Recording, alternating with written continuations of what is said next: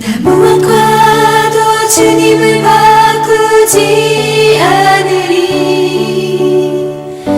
다른 어떤 은혜 구하지 않으리.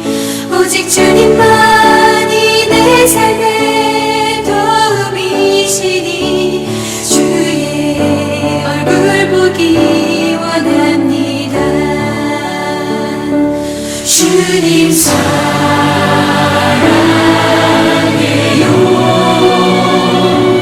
온 마음과 정성 다해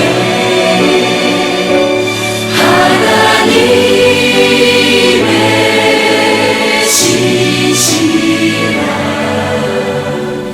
친구 되기 원합니다.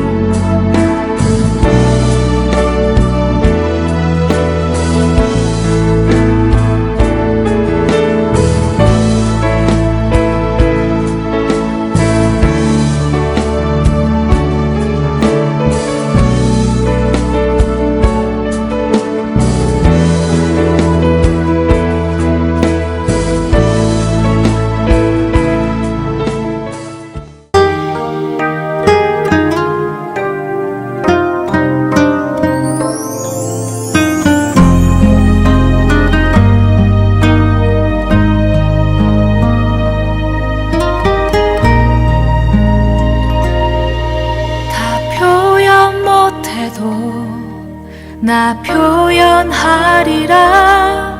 다 고백 못해도 나 고백하리라. 다 알 수 없어도 나 알아가리라. 다 닮지 못해도 나 닮아가리라. 다 표현 못해도 나 표현하리라. 다 고백 못해도 나 고백하리라. 다 알 수 없어도 나 알아가리라.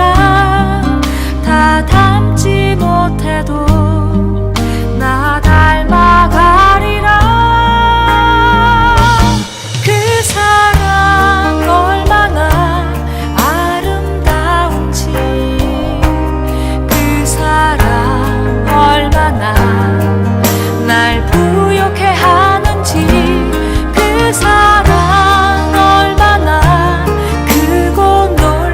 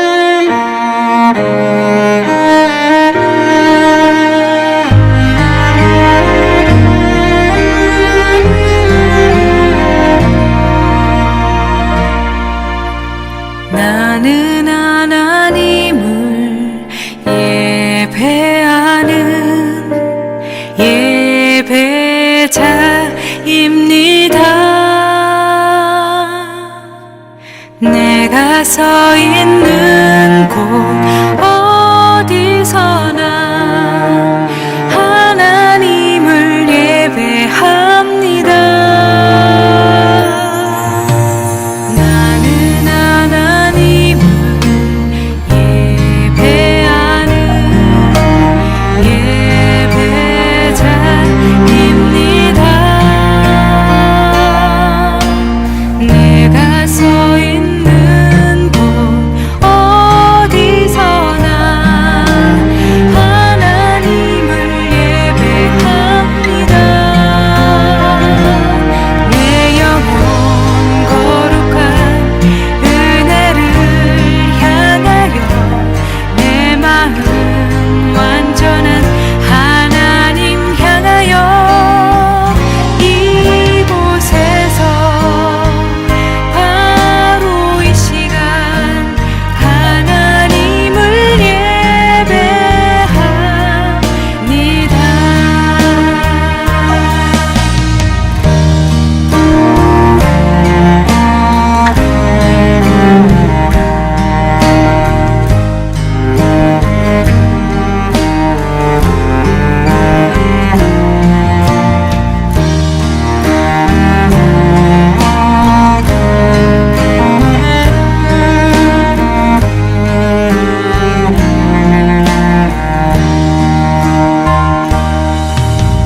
나는 하나님을 예배하는 예배자입니다. 내가 서 있는 곳 어디서나 하나님을 예배합니다. 내 영혼 거룩한 은혜를 향하여 내 마음 완전한 하나님 향하여 이곳에서 바로 이 시간 하나님을 예배합니다.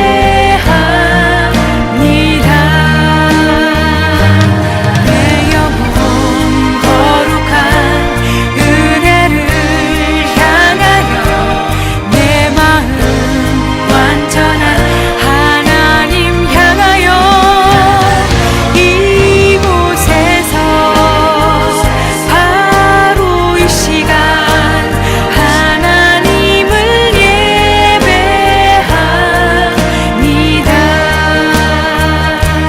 내 영혼 거룩한 은혜를 향하여 내 마음 완전한 하나님 향하여 이곳에서 바로 이 시간 하나님을 예배합니다.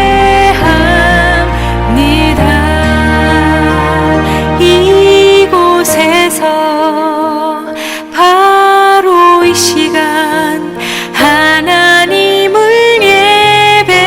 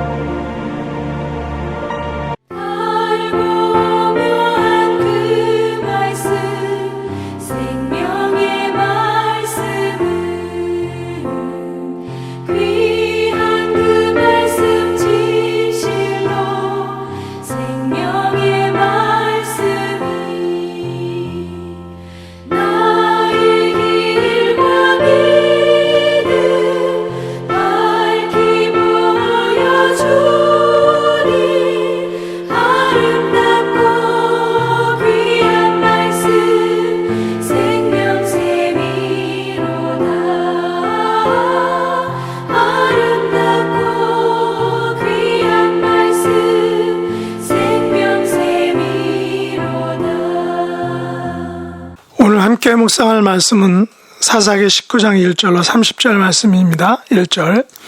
이스라엘의 왕이 없을 그때에 에브라임 산지 구석에 거류하는 어떤 레위 사람이 유다 베들레헴에서 첩을 맞이하였더니 그 첩이 행음하고 남편을 떠나 유다 베들레헴 그의 아버지의 집에 돌아가서 거기서 넉 달 동안을 지내매 그의 남편이 그 여자에게 다정하게 말하고 그를 데려오고자 하여 하인 한 사람과 나귀 2마리를 데리고 그에게로 가매 여자가 그를 인도하여 아버지의 집에 들어가니 그 여자의 아버지가 그를 보고 기뻐하니라. 그의 장인 곧 그 여자의 아버지가 그를 머물게 하매 그가 3일 동안 그와 함께 머물며 먹고 마시며 거기서 유숙하다가 넷째 날 아침에 일찍 일어나 떠나고자 하매 그 여자의 아버지가 그의 사위에게 이르되 떡을 조금 먹고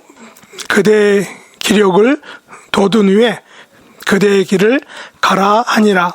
두 사람이 앉아서 함께 먹고 마시매 그 여자의 아버지가 그 사람에게 이르되 청하노니 이 밤을 여기서 유숙하여 그대의 마음을 즐겁게 하라 하니 그 사람이 일어나서 가고자 하되 그 장인의 간청으로 거기서 다시 유숙하더니 5째 날 아침에 일찍 일어나 떠나고자 하매 그 여자의 아버지가 이르되 청하노니 그대의 기력을 돋우고 해가 기울도록 머물라 하므로 두 사람이 함께 먹고 그 하인이 첩과 하인과 더불어 일어나 떠나고자 하매 그의 장인 곧 그 여자의 아버지가 그에게 이르되 보라 이제 날이 저물어 가니 청하건대 이 밤도 유숙하라.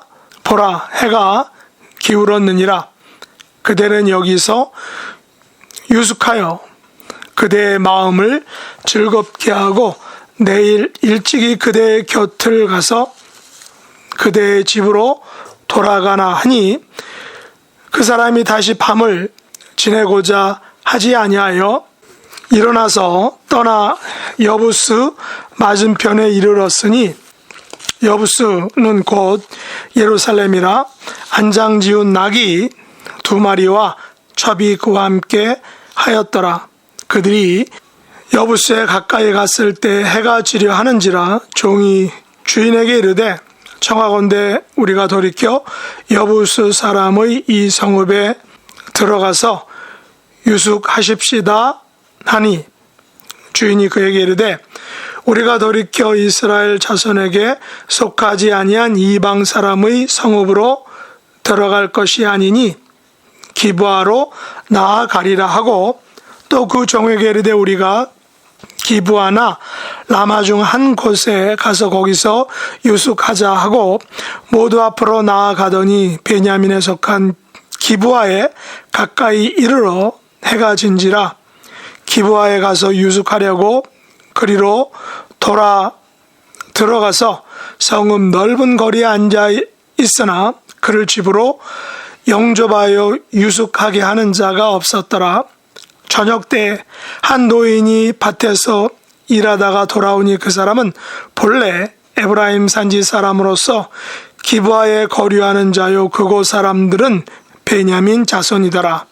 노인이 눈을 들어 성읍 넓은 거리에 나그네가 있는 것을 본지라. 노인이 묻되 그대는 어디로 가며 어디에서 왔느냐 하니 그가 그에게 이르되 우리는 유다 베들레헴에서 에브라임 산지 구석으로 가나이다. 나는 그곳 사람으로서 유다 베들레헴에 갔다가 이제 여호와의 집으로 가는 중인데 나를 자기 집으로 영접하는 사람이 없나이다. 우리에게는 나귀들에게 먹일 집과 여물이 있고 나와 당신의 여종과 당신의 종인 우리들과 함께한 청년에게 먹을 양식과 포도주가 있어 무엇이든지 부족함이 없나이다 하는지라. 그 노인이 이르되 그대는 안심하라. 그대의 쓸 것은 모두 내가 담당할 것이니 거리에서는 유식하지 말라 하고 그를 데리고 자기 집에 들어가서 나귀에게 먹이니 그들이 발을 씻고 먹고 마시니라. 그들이 마음을 즐겁게 할 때에 그 성읍의 불량배들이 그 집을 에워싸고 문을 두들기며 집주인 노인에게 말하여 이르되 내 집에 들어온 사람을 끌어내라 우리가 그와 관계하리라 하니 집주인 그 사람이 그들에게로 나와 이르되 아니라 내 형제들아 청하노니 이 같은 악행을 저지르지 말라. 이 사람이 내 집에 들어왔으니 이런 망령된 일을 행하지 말라. 보라 여기 내 처녀딸과 이 사람의 첩이 있은즉 내가 그들을 끌어내리니 너희가 그들을 욕보이든지 너희 눈에 좋은 대로 행하되 오직 이 사람에게는 이런 망령된 일을 행하지 말라 하나 우리가 듣지 아니하므로 그 사람이 자기 첩을 붙잡아 그들에게 밖으로 끌어내매 그들이 그 여자와 관계하였고 밤새도록 그 여자를 능욕하다가 새벽 미명에 놓은지라 동뜰 때에 여인이 자기의 주인이 있는 그 사람의 집 문에 이르러 엎드러져 밟기까지 거기 엎드러져 있더라.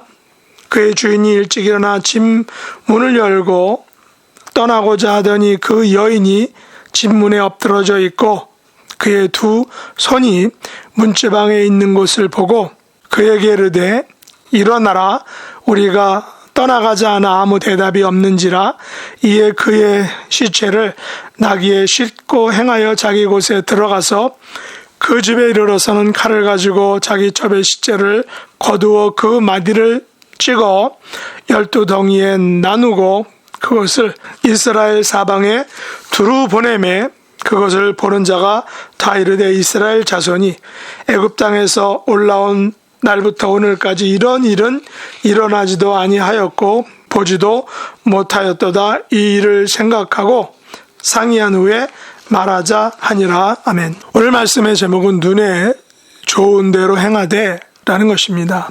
사사기 19장은 레위인의 첩 이야기를 다루고 있습니다. 물론 20장, 21장도 그 연관되는 이야기입니다. 여기에 다루는 레위인은 앞에 나온 모세의 손자 요나단과는 다른 레위인입니다. 왜 사사기 후반에 이 두 명의 레위인 이야기를 다루고 있는 것일까요? 레위인은 누구입니까? 하나님께서 하나님을 섬기는 일에 거룩하게 구별한 사람들입니다. 그런 레위인들이 사사기 마지막에는 바로 우상 숭배와 첩과 관련하여 그 주인공으로 등장하고 있는 것입니다.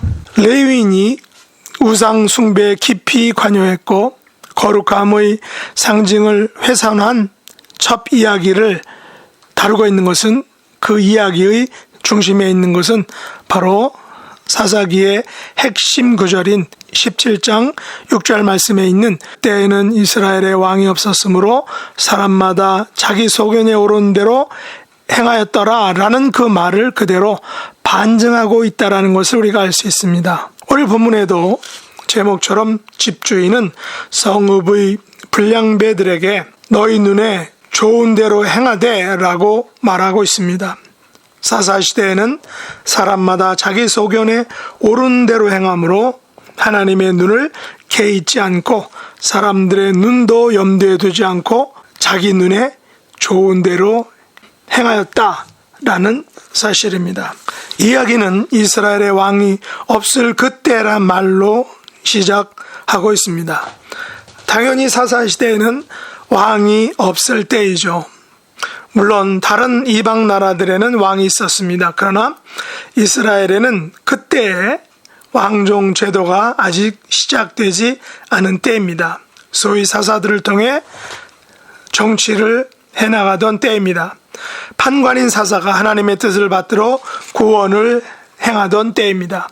이 말은 뒤집어 말하면 이때에는 하나님께서 사사들을 통해 직접 통치하시던 때다라는 것입니다.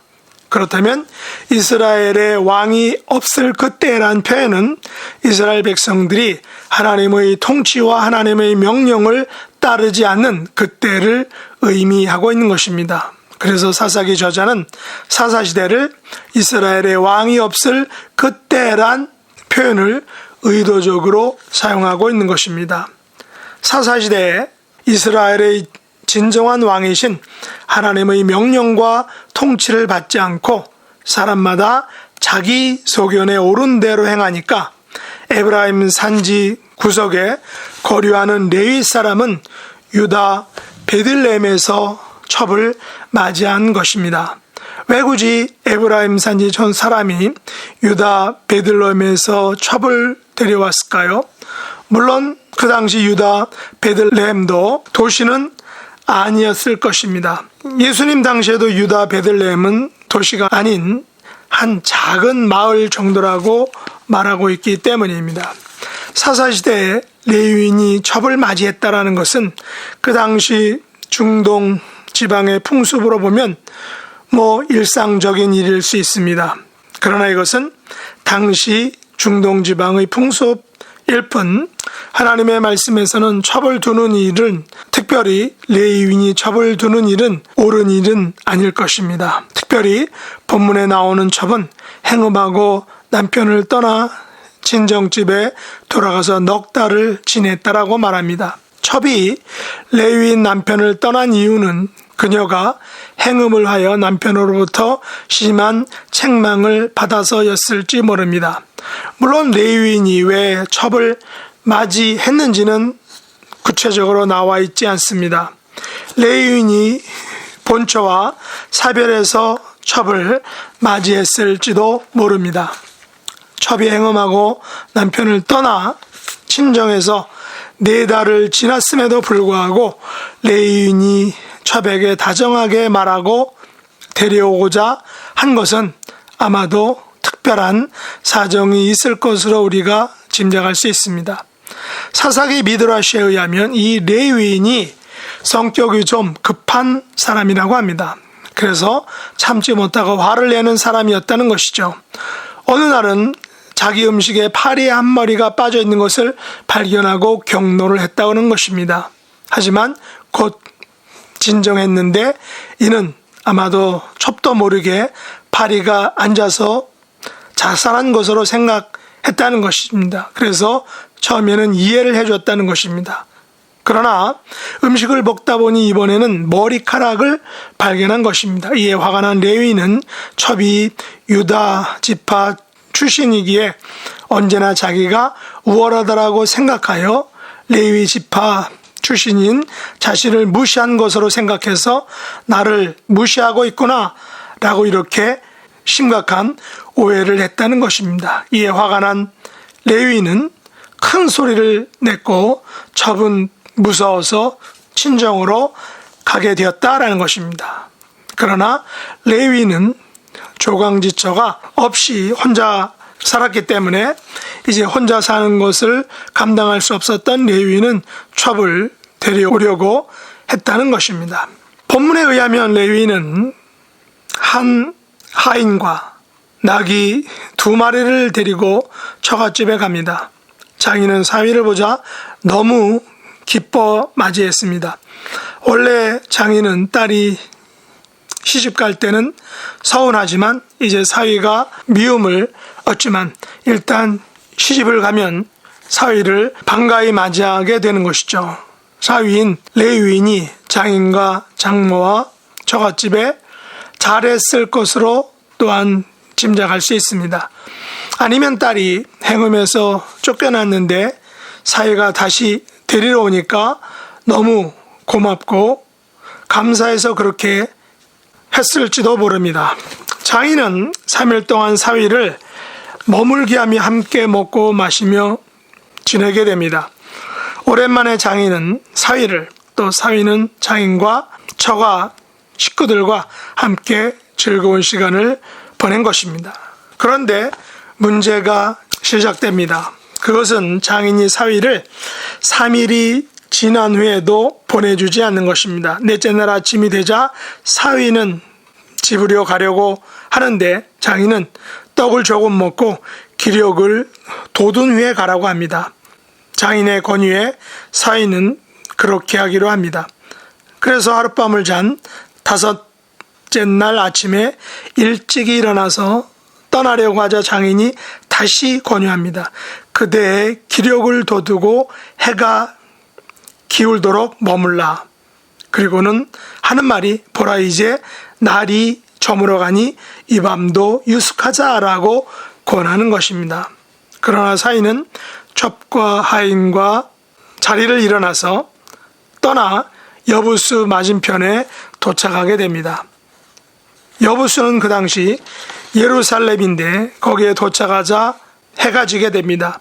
종이 여부스 사람에 들어가서 유숙하자라고 제안을 합니다. 그러자 레위인은 여부스는 이방 사람의 성읍이므로 기브아에 가서 유숙하자라고 말합니다. 그러나 정작 기브아에 도착하자 해는 졌고 성읍 넓은 거리에 앉아 있었지만 그들을 집으로 영접하여 유숙하게 하는 자가 아무도 없었다는 것입니다.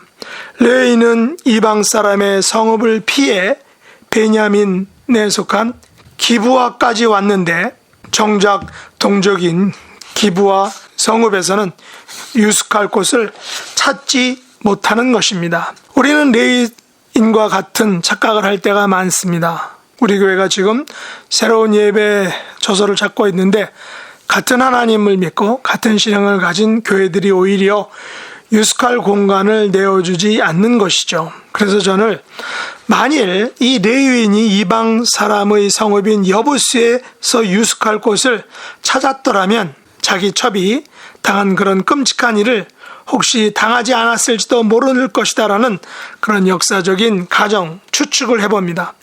물론 이런 가정은 별 의미는 없지만 우리의 어떤 역사적 경험, 우리의 삶의 실제는 우리가 어려움을 당할 때는 가족과 친척보다 오히려 남이 낫다라고 말할 때가 종종 있다는 것입니다. 레위는 같은 종족이면 자기를 더욱 배려해주고 관대하게 대해줄 줄로 생각했는데 오히려 더욱 싸늘한 대우와 심지어 자기 아내를 죽음에까지 이르게 하는 악행을 바로 동족에게서 받았다라는 것입니다.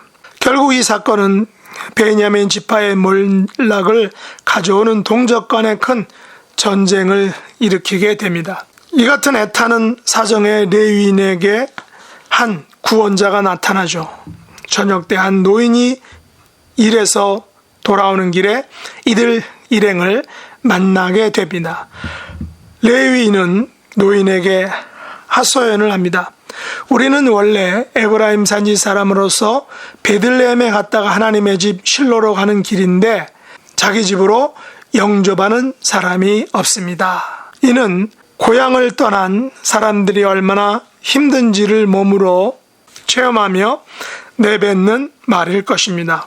레위는 자기에게는 나귀에게 먹일 집과 여물이 있고 먹을 양식과 포도주가 있어 뭐 하나 부족한 것이 없는데 단지 유숙할 집이 없다라고 이렇게 말하고 있습니다.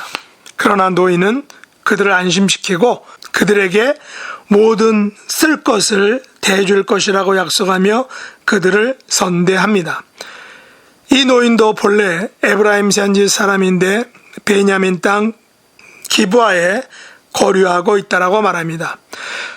이 노인이 왜 에브라임 산지에서 굳이 베냐민 땅 기브아에 왔는지는 나와 있지 않습니다. 그만의 사정이 있을 것입니다. 아마도 타향살이가 얼마나 힘든지는 몸으로 체험한 이 노인은 고향을 떠나 고생하는 레위인 일행, 특별히 동향인 그들을 긍휼히 여겨서 자기 집에 유숙하게 했던 것입니다. 그러나 더 큰 문제가 발생합니다. 바로 그것은 기브아 성읍 불량배들이 몰려와서 레위인을 끌어내라 라는 것입니다. 왜냐하면 그들이 레위인과 관계하겠다라는 것입니다. 이것은 베냐민 땅 기브아가 그 당시 동성애 문제가 얼마나 심각했음을 잘 보여주고 있는 것입니다. 베냐민 지파의 동성애 문제가 심각했다라는 것은 그 시대상을 너무나도 적나라하게 보여주고 있는 것입니다. 그래서 노인은 그들의 요구를 거절하고 대신에 자기의 처녀딸과 첩을 내놓을 것이니 그들을 육보이든지 너희 눈에 좋은 대로 행하라고 제안까지 합니다. 오늘날의 관점에서는 도저히 이해할 수 없는 말과 제안이지만 그 당시 남녀에 대한 잘못된 차별과 또한 집에 온 손님에 대한 어떤 종교적인 그런 관념과 예의는 남자인 레위인, 손님인 레위인을 보호하기 위해서 자기 딸과 첩을 희생해도 된다라고 하는 그런 잘못된 생각을 했다는 것입니다. 결국 이것을 지켜보던 레위는 극단적인 선택을 합니다. 자기 첩을 그들에게 넘겨주게 되는 것입니다.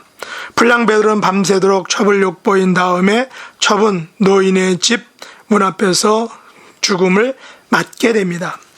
동틀 때 레위는 문을 열고 떠나고자 하는데 문 앞에서 첩은 발견하게 됩니다. 죽어있는 첩을 발견하게 됩니다. 그리고 레위는 너무나도 놀라운 일을 행합니다. 레위는 첩의 시체를 나귀에 싣고 고향집에 도착합니다. 왜 레위는 첩이 밤새도록 고통을 당할 때 아무런 조치를 취하지 못했을까요? 오늘날로 말하면 세상의 금수저들이 유흥업소에서 온갖 악행과 죄악을 저지른 후에 그 업소에서 일하는 여성을 죽게 한 사건입니다.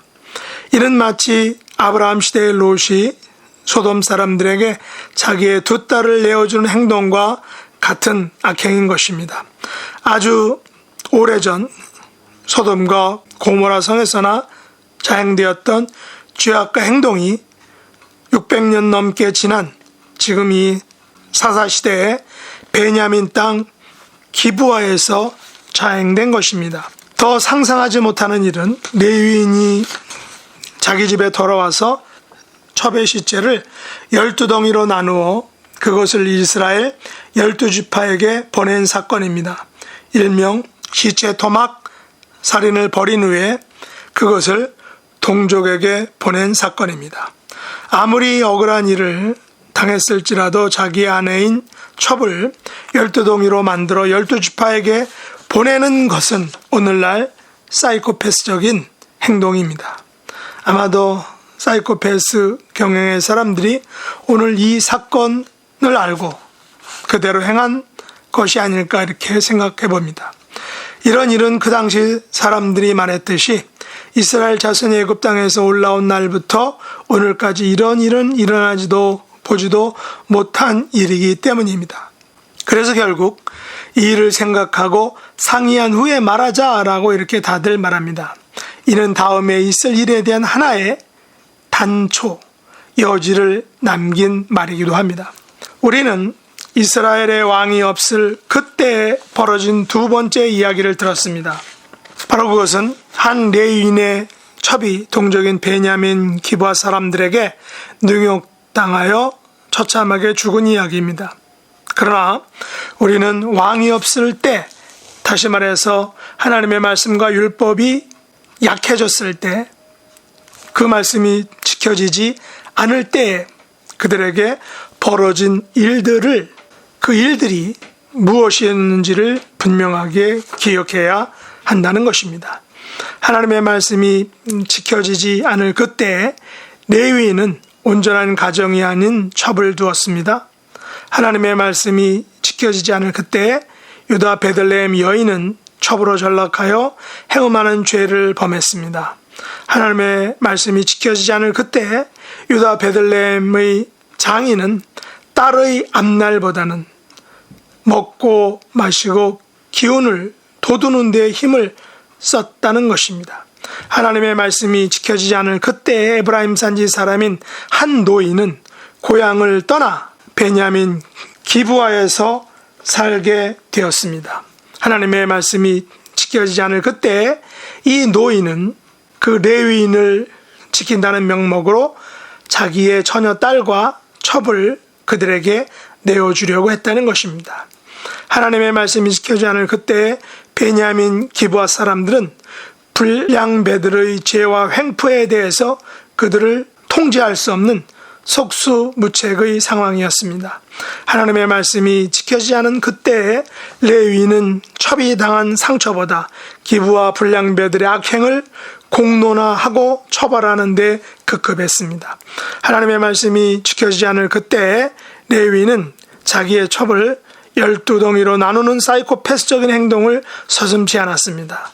하나님의 말씀이 지켜지지 않은 그때에 이스라엘 12지파 사람들은 받아든 한 덩이의 시체를 인하여 사건 자체만을 처벌하고 정죄하기에 급급했다는 것입니다. 그러므로 우리는 이스라엘의 왕이 없었을 그때에 하나님의 말씀과 율법이 제대로 지켜지지 않을 그때에 한 가정은 깨어질 수밖에 없으며 한 개인은 무엇이 옳고 그른지를 모르고 행동하게 되며 한 공동체는 불량배가 득세하여 죄악을 서슴없이 행하는 것을 통제할 수 없게 되며 한 나라 전체는 무엇이 먼저 행해져야 하는지를 분간하지 못하게 되는, 사람마다 자기 소견에 옳은 대로 행하는, 사람마다 자기 눈에 좋은 대로 행하는 파멸로 치닫는 개인과 가정과 사회와 국가가 되는 것을 우리가 기억해야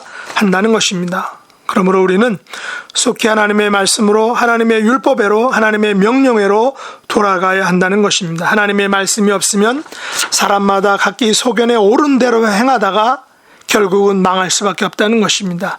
하나님의 뜻을 알지 못하면 사람마다 눈에 좋은 대로 행하다가 죄와 사망에 빠지게 되는 것입니다. 우리의 마음과 뜻과 눈과 손과 발을 하나님의 말씀에게로 이끌어 가야 하는 것입니다.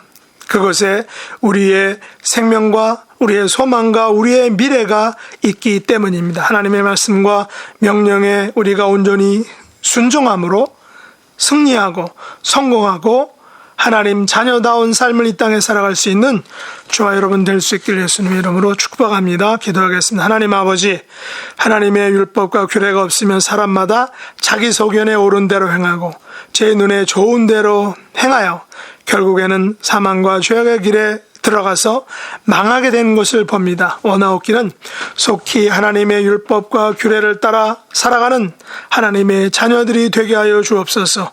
나의 생각과 행동과 가정의 모든 행사와 나라와 사회의 모든 법들이 하나님의 말씀 위에 바로 세워져서 사람마다 각기 소견에 옳은 대로 제 눈에 좋은 대로 행하는 죄를 범하는 것을 멈추고 하나님에게로 향하여 나아가게 하여 주옵소서. 하나님의 말씀과 법들을 온전히 지켜 행함으로 흥하고 성공하는 복된 자녀들이 될 수 있도록 은혜 베풀어 주옵소서. 새로운 예배 처소를 허락해 주심으로 더 온전한 예배 또 사역을 잘 감당하는 하나님의 교회가 되도록 은혜 베풀어 주옵소서. 예수님의 이름으로 간절히 기도드리옵나이다. 아멘.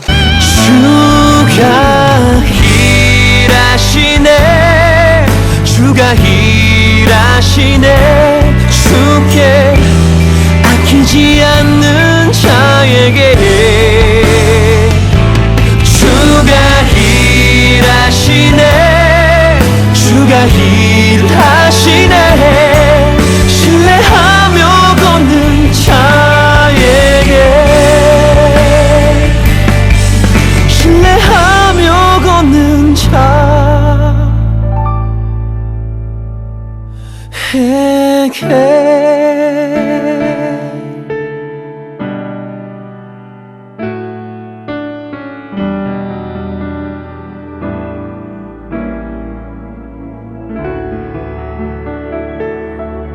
하늘에 계신 우리 아버지여, 이름이 거룩히 여김을 받으시오며 나라의 임하옵시며 뜻이 하늘에서 이룬 것 같이 땅에서도 이루어지이다. 오늘날 우리에게 일용할 양식을 주옵시고 우리가 우리에게 죄 지은 자를 사하여 준 것 같이 우리 죄를 사하여 주옵시고 우리를 시험에 들게 하지 마옵시고 다만 악에서 구하옵소서.